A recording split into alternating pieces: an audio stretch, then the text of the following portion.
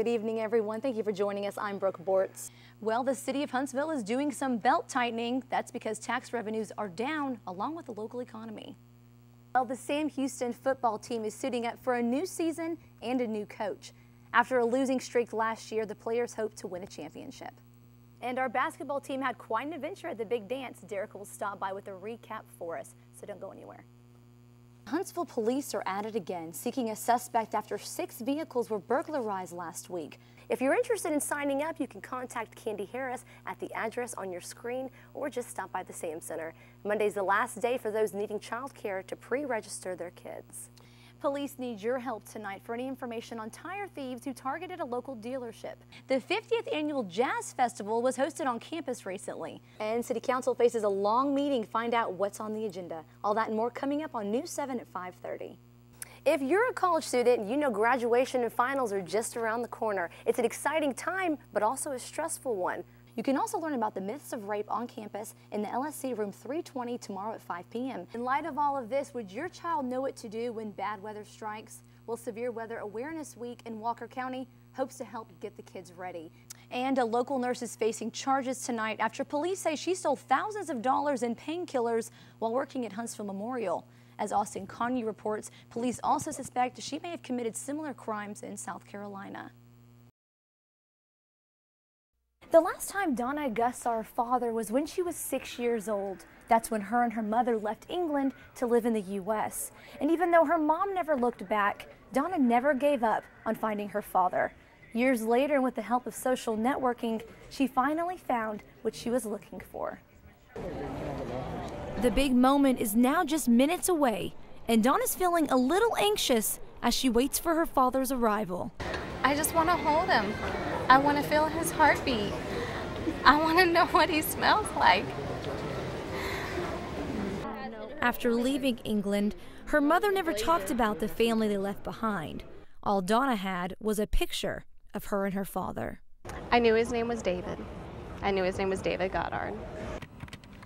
After years of searching and with the help of Facebook, she finally located the dad she never knew. So the next day he called me, and the first thing he said was, "Do you know who this is?" And I said, "Yeah, it's my daddy." Today, she waits to meet him for the first time in 36 years. Her 4 kids will meet their grandfather for the first time in their life. Oh my gosh, the kids are freaking me out. Look, that's him. No, it's not. Oh, there's another old guy. No, that's not him. These glass doors are all that keep them apart. That's so nice. I can't wait for my turn. He's here. He's coming now. He is? He's coming now. Oh, thank you so much for telling me. That's why I came back. I want to be present. He's coming now. With the anticipation building, several people come pouring through the terminal doors. That's him. That's when Donna and the kids see him coming. Hi, Daddy.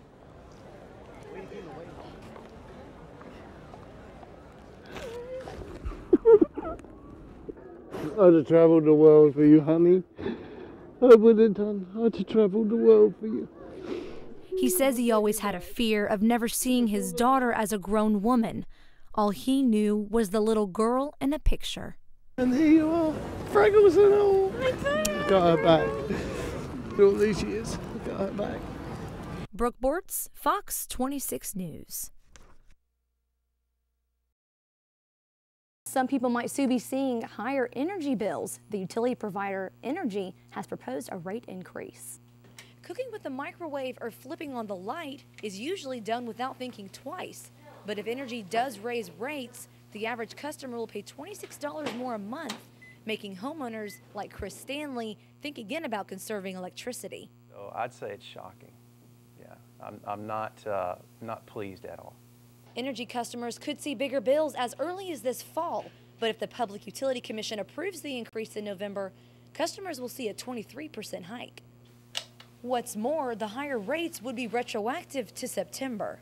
It makes you wonder if the company is really just trying to make profits, or are they here to serve the community, or if they're being mismanaged. Does anyone else wish to speak to this issue?